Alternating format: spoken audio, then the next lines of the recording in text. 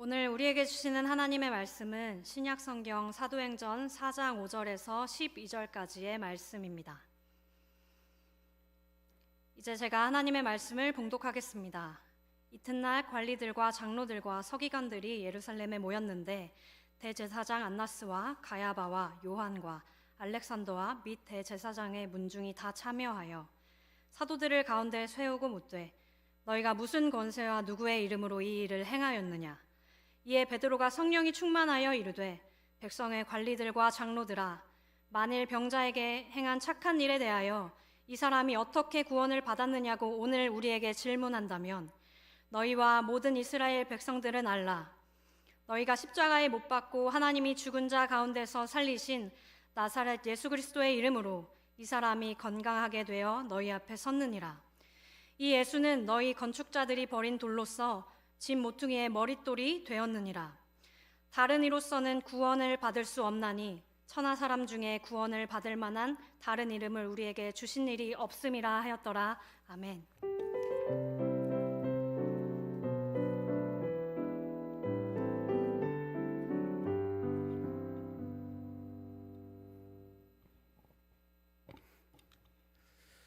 네, 떨리는군요.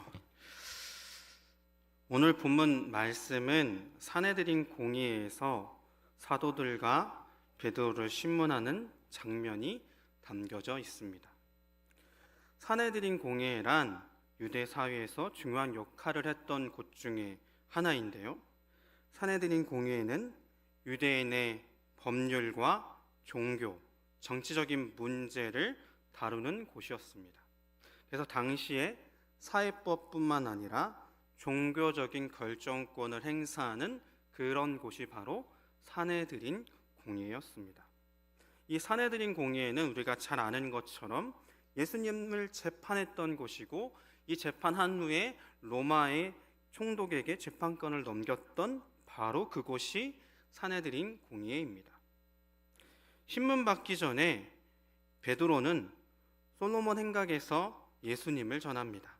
성전 미문에서 걷지 못하는 사람에게 베드로가 이렇게 말합니다. 나사렛 예수 그리스도의 이름으로 일어나 걸으라 라고 말씀하십니다.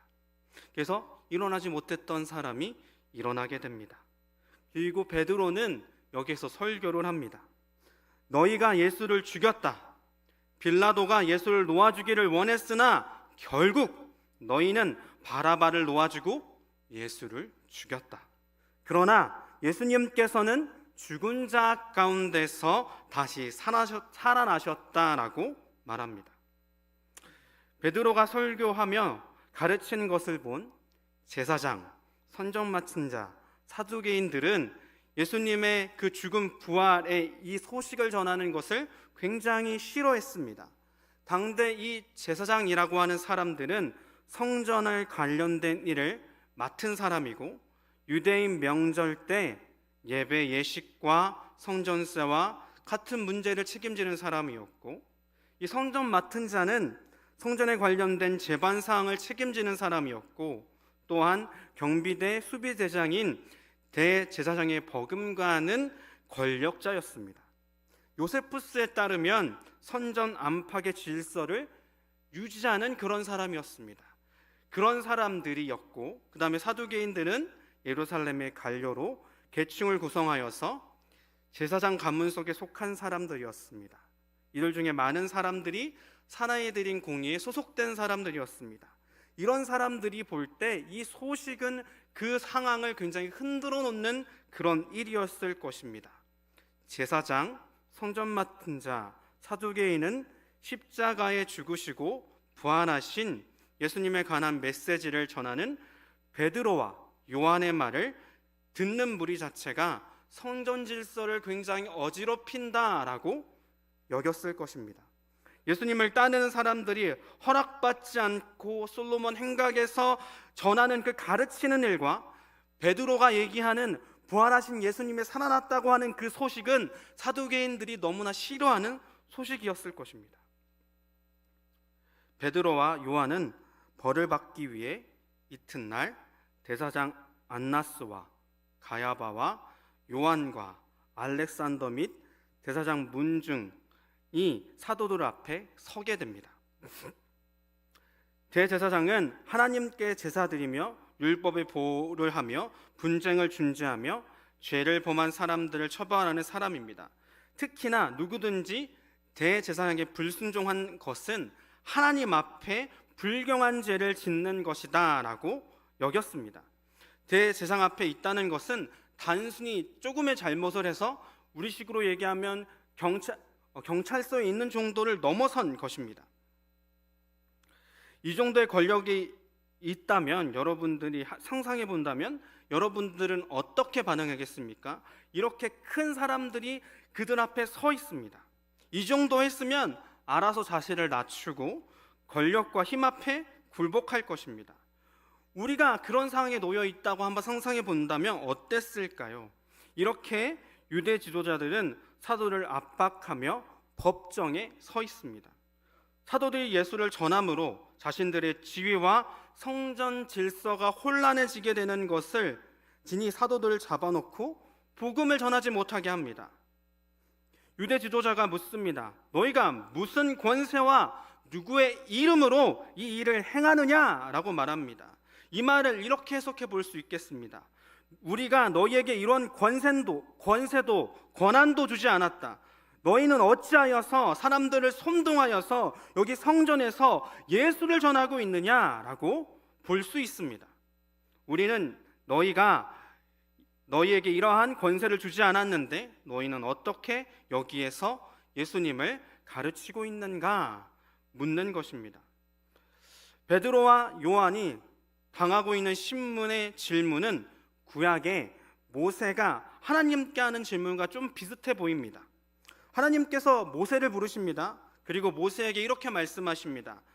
너는 바로에게 보내어 너에게 내 백성 이스라엘 자손을 애굽에서 인도하여 내겠다라고 말씀하십니다. 그때 모세가 이렇게 말합니다. 내가 누구이기에 바로에게 갑니까? 라고 말합니다. 내가 어떻게 이스라엘 민족을 애굽에서 인도하여 냅니까? 라고 묻습니다. 유대 지도자가 베드로와 요한에게 무슨 능력과 무슨 이름으로 당신은 이 일을 했소? 이 말과 모세가 내가 누구이기에 갑니까? 하는 질문은 내가 그 일을 할 이유도 신분도 능력이 있습니까? 라고 하나님께 묻는 것과 같습니다. 내가 그런 자격이 있습니까? 라고 하는 말과 같습니다. 권세와 힘은 대제사장과 그 종교 지도자를 통해서 나오는 것인데 너희가 그런 것도 하나도 갖추지 않고 있는데 어떻게 예수를 전하는지 묻고 있는 것입니다. 이처럼 그들 앞에 있는 것은 하나님의 말씀이 아니라 자신의 지위와 권세입니다. 대제사장의 지위와 산헤드린의 권세가 그들 앞에 있는 변론하는 힘인 것입니다. 그렇다면 우리는 어떻게 이 말의 힘을 찾을 수 있을까요? 요즘은 다양한 매체가 등장하면서 다양한 정보와 뉴스 여러 곳에서 찾아볼 수 있습니다. 그래서 중요하게 된 것이 무엇이냐면 어떤 한 사람의 전문성입니다. 수많은 정보 속에서 그 사람의 경력과 이력이 신뢰가 되어야 그 사람의 말을 우리는 신뢰하게 됩니다. 그렇지 않다면 그냥 떠도는 말 정도로 여길 것입니다. 그래서 말하는 사람 앞에 무엇이 있는지가 중요하게 되었습니다. 그 사람 앞에 전문성, 그 사람 앞에 있는 좋은 학벌, 그 사람 앞에 있는 좋은 경력과 경험이 이런 조건이 있는 사람의 말을 우리는 신뢰할 수 있게 되었습니다. 또한 말의 힘을 갖기 위해서는 그 사람이 가진 위치가 중요합니다. 영화 범죄와의 전쟁 중에서 최민식이 경찰서에 잡혀와서 이렇게 말합니다. 느그서장 남청동 살제라고 말하면서 내가 어저께 같이 사우나도 하고 했어 이렇게 말하지 않습니까? 이렇게 하니까 경찰의 태도가 순식간에 변하는 것을 우리는 볼 수 있게 됩니다. 그냥 잡범으로 잡혀온 사람이 아니라 다르게 우리가 대우하는 것을 그 영화 속에서 우리는 볼 수 있습니다. 이렇게 자신 앞에 권력이 있고 자신의 지위가 이렇다는 증명이 되니까 경찰도 최민식에게 말하는 태도가 완전히 변하는 것을 우리는 볼 수 있습니다. 이것이 바로 권세를 가진 사람들이 자신의 힘을 쓰는 방법입니다. 권세로 약한 자를 꿇어 복종시킵니다. 권세를 잡으려고 하는 이유는 권세와 권력을 통해 하려고 하는 일도 이렇게 자신들을 드러내서 보이는 것과 자신을 자랑하고 자신이 이렇게 높이 있다라는 것을 증명하기 위해서 사용됩니다. 권력으로 사람들의 생명을 살려내는 일을 하지 못합니다. 이처럼 권력을 가진 사람들은 세상의 사람들로부터 영광을 취해 자신의 권세로 사용합니다. 우리는 왜 전문성을 만들려고 노력할까요? 직장을 구하는 청년들이 더 좋은 스펙과 시간을 투자해서 자격증과 인턴을 왜 할까요? 이것을 통해 무엇을 하기 위해서입니까? 이것을 통해 내가 원하는 기업에 입사하기 위해서이고 어떤 지위에 올라가고 싶어서입니다. 왜냐하면 대우가 달라지기 때문이죠. 위치가 달라지기 때문이죠. 우리는 이렇게 권세를 얻기 위해 경쟁하고 취합니다. 또한 자신과 다른 의견을 가진 사람이 있다면 당을 만들고 분열하기도 하고 비난하기도 합니다. 자신을 높이기 위해 거짓으로 타인을 넘어뜨리는 악도 서슴지 않습니다. 이렇게 해서 사람들에게 오는 영광을 취하여 자신의 자랑, 자기의 증명을 하려고 합니다. 이것이 바로 산헤드린 공의회에서 사도들에게 취하고 있는 유대 지도자들의 모습입니다. 다시 한번 본문으로 들어가 봅시다. 베드로는 담대하게 예수님을 전합니다. 베드로 앞에 좋은 변호사가 있지도 않습니다. 베드로 앞에 유대 지도자보다 더 뛰어난 권력가가 있지도 않습니다. 아무것도 없습니다. 그러나 담대하게 예수님을 전하고 있습니다. 그런데 조금만 뒤로 가보면 베드로는 부활한 주님을 보기 전에 권력자들이 무서워서 도망쳤던 겁쟁이입니다. 다른 제자들은 어떤가요? 그들도 똑같이 다 숨었던 그런 사람들입니다. 자신들이 잡히는 것이 두려워서, 권력에 죽는 것이 두려워서 도망쳤습니다. 그런데 베드로와 사도에게 가장 두려웠던 일이 그 순간 벌어지고 있는데, 옛날의 사도들이라면 다 도망갔을 텐데 그들이 이렇게 당당하게 서 있는 것이죠. 베드로는 당당하게 유대 지도자의 물음에 대답합니다. 베드로의 눈앞에 두려움이 없습니다. 베드로는 강렬한 눈으로 유대 지도자 앞에 있습니다. 유대 지도자들이 무슨 권세와 누구의 이름으로 이런 일을 행했느냐라고 물으니까 성령의 충만함을 받은 베드로는 이렇게 말합니다. 너희가 십자가에 못 박고 하나님이 죽은 자 가운데서 살리신 나사렛 예수 그리스도의 이름으로 이 사람이 강건하게 되어 너희 앞에 서 있다라고 말합니다. 이 말을 제가 조금 다르게 제식으로 한번 해석해 보았는데요. 베드로가 초롱초롱한 눈으로 유대 지도자와 그곳에 모인 사람들을 향하여서 난 오늘 똑똑히 알게 되었다. 유대 종교 지도자라고 하는 사람들이 자신들의 권력으로 예수를 십자가에 못 박아 죽였다. 이렇게 하면 모든 문제가 해결될 것이라고 생각했다. 그러나 예수님께서는 죽음을 뚫고 부활하셨다. 난 그 부활의 주님을 보고 함께 식사도 했다.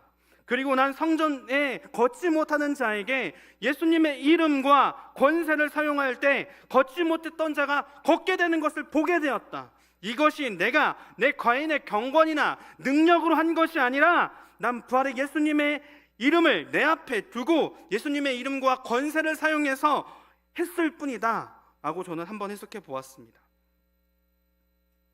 베드로 앞에 유명한 변호사도 없고 잘 나가는 권력가도 없습니다. 베드로 앞에 예수 그리스도의 이름이 있을 뿐입니다. 사람들은 자신을 증명하기 위해서 자신 앞에 수많은 것들을 갖다 놓습니다. 자신의 위치, 자신의 재력, 자신의 외모, 요즘에는 팔로우 수 이런 것들을 갖다 놓고 내가 너보다 높아 라고 이야기합니다. 그것이 권력이 되어 마구 사용하죠. 갑질을 하기도 하고 권력으로 부당하게 어떤 사람을 대우하기도 합니다. 그 현장이 바로 산헤드린 공의회에서 유대 지도자들이 사도들을 향하여 쓰는 방법입니다. 우리가 말이야 이런 능력이 있는 사람이야, 그러니 조용히 있어 라는 것이죠. 그러나 계속해서 베드로는 예수님의 이름을 선포합니다. 다른 이름으로서는 구원을 받을 수 없나니 천하 사람 중에 구원받을 다들 믿음을 우리에게 주신 일이 없다라고 말하고 있습니다. 베드로 앞에 이제 그리스도가 있습니다. 예수 그리스도의 이름은 생명의 이름입니다. 예수 그리스도의 이름은 권능을 나타내는 이름입니다. 예수 그리스도의 이름은 이름으로 우리는 구원을 받습니다. 예수 그리스도의 이름으로 우리는 하나님을 찬양합니다. 유대 지도자들이 사도들에게 예수님의 이름으로 말하지도 말고 가르치지도 말라라고 말합니다. 자신들의 소원으로 죽인 예수님의 능력이 퍼져갈수록 자신들의 권력이 떨어지는 것을 알고 있으니 하지 말라라고 말합니다. 그러나 사람들로부터 인정받지 못하는 권세를 가진 사람들이 가장 두려워하는 것이 사람들의 가장 큰 두려움일 것입니다. 영원하지 않는 것은 진리가 아닙니다. 예수님께서 40일 동안 금식하시고 사단이 한 시험에 내가 저라면 온 천하를 주겠다고 하지만 이것은 거짓이죠. 왜냐하면 천하 만물을 만들지도 운행하지도 못하는 존재이기 때문입니다. 하나님께서 모세에게 바로 왕에게 가라고 하는 명령 앞에 내가 누구인게 갑니까? 라고 말합니다. 하나님이 모세에게 이렇게 말씀하십니다. 나는 스스로 있는 자이니라. 또 이르시되 너는 이스라엘 자손에게 이같이 이르기를 스스로 있는 자가 나를 너희에게 보내셨다 하라. 또 말씀하십니다. 너는 이스라엘 자손에게 이같이 이르기를 너희 조상의 하나님 여호와 곧 아브라함의 하나님 이삭의 하나님 야곱의 하나님께서 나를 너희에게 보내셨다 하라. 이는 나의 영원한 이름이요 대대로 기억할 나의 칭혼이라 라고 말씀하십니다. 이 말씀을 듣고 모세가 바로 왕에게 갑니다. 그러면 어떤 일이 일어나야 됩니까? 모세가 바로 왕에게 갑니다. 우리의 기대는 모세가 바로 왕 앞에 서면 바로가 하나님의 말씀에 바로 순종할 것을 기대합니다. 그런데 그렇게 되지 않습니다. 더 악하게 굴죠. 벽돌에 쓸 집을 주오지 않고 더 똑같은 벽돌을 만들라고 시킵니다. 바로왕이 하나님의 명령을 듣지 않는 황당함을 보게 됩니다. 우리가 예수 그리스도의 이름을 동원하면서 어떤 기적이 일어나길 간절히 원합니다. 그러나 사도행전의 기적은 우리의 삶에 잘 일어나지 않습니다. 제가 신대원 1학년 때 교회 세습 반대로 학교가 참 시끄러웠습니다. 교수님들과 학생들은 이 세습한 교회를 향해서 걸어가는 행진을 했습니다. 세습을 철회하고 돌아오기를 소망했습니다. 세습을 반대하는 우리에게 돌아온 것이 무엇이었냐면 세습을 찬성하는 사람들의 항의였습니다. 세습을 반대에 서명한 서명서를 들고 장로교회에 와서 내가 여기 적혀있는 사람 다 적어놨어. 여기에 있는 사람 사역도 못하게 하고 목사 한 수도 안 줄 거야. 신대원 앞에서 항의를 했습니다. 저는 오늘 이 본문을 준비하면서 또한 그 당시를 돌이키면서 분명하게 알게 된 사실이 있습니다. 자신 앞에 무엇이 있는지가 그 사람의 정체성이라는 사실입니다. 저들 앞에 붙여져 있는 수많은 권력과 이름과 힘으로 그거밖에 하지 못하는 것입니다. 그렇다면 우리에게 있는 것은 무엇입니까? 내가 전하고 내가 자랑하는 것은 바로 예수 그리스도의 이름밖에 없다라는 사실입니다. 다른 이름으로는 구원을 받을 수 없나니 천하 사람 중에 구원을 받을 만한 다른 이름을 우리에게 주신 일이 없다라고 말씀하십니다. 다른 이로서는 구원을 받을 만한 믿음을 없다라는 것입니다. 이것은 무엇을 말합니까? 결국 하나님의 열심히 모세가 출애굽을 했던 것처럼 예수님을 통해서 구원의 역사가 완성될 것이다 라는 것을 믿는 것, 하나님의 뜻이 이 땅 가운데 온전하게 이루어질 거라고 믿는 것입니다. 그것을 신뢰하는 것입니다. 우리는 수시로 내 앞에 수많은 것을 갖다 놓으려고 합니다. 사람들이 위대하게 보이는 무엇을 갖다 놓으려고 합니다. 쌓으려고 합니다.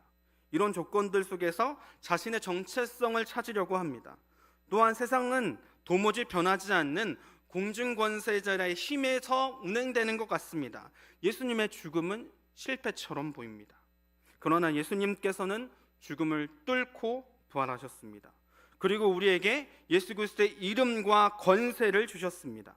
우리는 예수 그리스도의 이름을 통하여 구원을 받는 은혜를 받았습니다. 우리에게 바로 예수 그리스도의 이름이 있습니다. 우리 앞에 무엇이 있습니까? 내 앞에 바로 예수 그리스도의 이름이 있습니다. 마지막으로 사도행전 3장 6절 말씀으로 마무리하도록 하겠습니다. 베드로가 이르되 은과 금은 내게 없거니와 내게 있는 것을 내게 주노니 나사렛 예수 그리스도의 이름으로 일어나 걸으라. 이 시간 같이 찬양하면서 나아갔으면 좋겠습니다.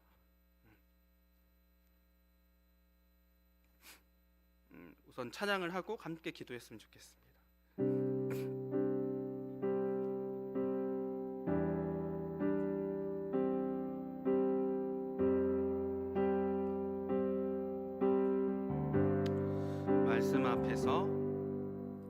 말씀 앞에서 경외함으로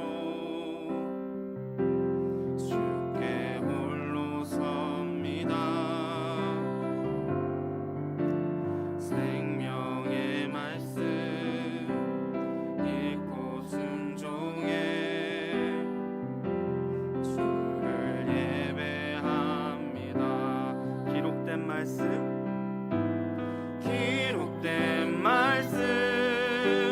힘이 있어서 진리로 우리 거룩해 하며 거룩한 말씀 세세 영원히 복음이 되어 말씀하시네. 하나님 말씀에 두려워 떠는 자, 그 말씀에 생명을 거는 자, 한 사람 찾으시는 주님의 약속을 믿어. 하나님 운명을 거는 자, 순종하며 주 따라가는 자, 영원한 하나님 나라 이뤄갈 주의 교회여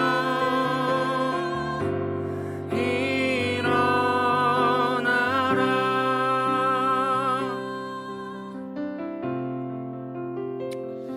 우리가 이 시간 함께 기도하기 원합니다. 다른 이름으로는 구원을 받을 수 없다. 오직 예수 그리스도의 이름으로 구원을 받는다라고 말하고 있습니다. 그런데 우리 앞에 우리는 무엇을 두고 있습니까? 무엇을 해야 한다라고 생각하고 계십니까? 우리가 이 시간에 나의 뜻, 내 계획, 내 방법이 아니라 내 앞에 예수님을 앞에 두는 우리 모두가 되었으면 좋겠습니다. 우리가 그것을 놓고 이 시간 함께 기도함으로 나아가겠습니다. 기도하시겠습니다. 살아서 역사하시는 하나님, 내 앞에 예수 그리스도의 이름을 둡니다. 내 힘과 내 능력과 내 노력을 앞에 세우는 것이 아니라 우리를 사용하시고 인도하시는 하나님을 내 앞에 둡니다.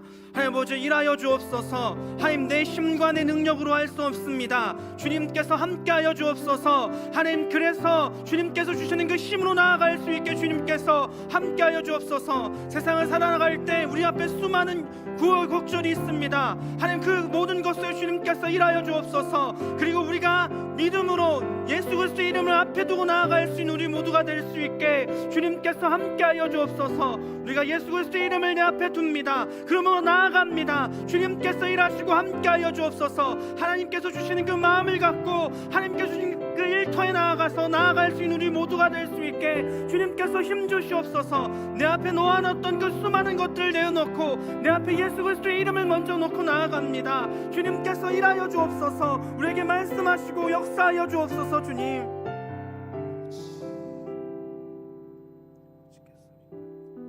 우리가 마지막으로 기도하기 원하는 것은 수련회에 대한 감사의 기도를 드렸으면 좋겠습니다. 수련회를 통해 주신 그 은혜들이 있잖아요.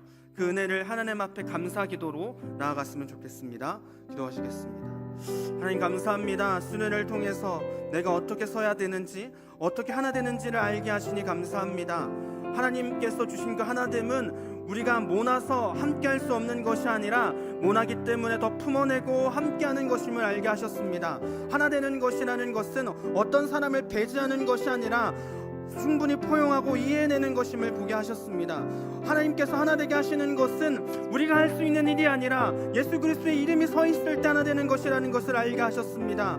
하나님 아버지, 더 나아가서 내가 아무것도 아닌 존재이지만 하나님께서 사랑하시기 때문에 하나님께서 주시는 그 자리에서 하나님 역할을 감당하는 것을 알게 하셨습니다. 하나님, 그 모든 여정 속에 주님께서 함께 하심에 감사합니다. 하나님께서 모든 것 속에 일하심에 감사합니다. 하나님께서 일하셨음에 감사합니다. 하나님, 우리가 하나님께 감사 기도로 이 손에게 영광 돌리게 하시니 감사합니다. 하나님께서 그 모든 것 속에 일하시고 함께 하시니 감사합니다. 주님,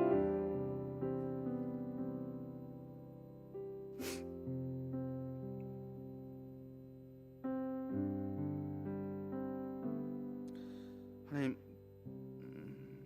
우리 앞에 예수 그리스도의 이름이 있습니다. 그래서 우리는 넘어져도 다시 일어나 걸어갑니다. 우리 앞에 예수 그리스도의 이름이 있습니다. 그래서 고난의 길에도 기쁨으로 나아갑니다. 우리 앞에 예수 그리스도의 이름이 있습니다. 그래서 우리는 나를 넘어 이웃을 향해, 내 옆에 있는 동료를 향해 웃을 수 있습니다.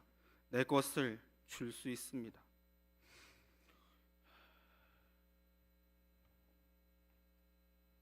우리는 이렇게 선포합니다. 은과 금은 우리에게 없지만 나사렛 예수의 이름으로 우리는 일어나 걸을 수 있습니다. 거룩하신 예수님의 이름으로 기도합니다. 아멘.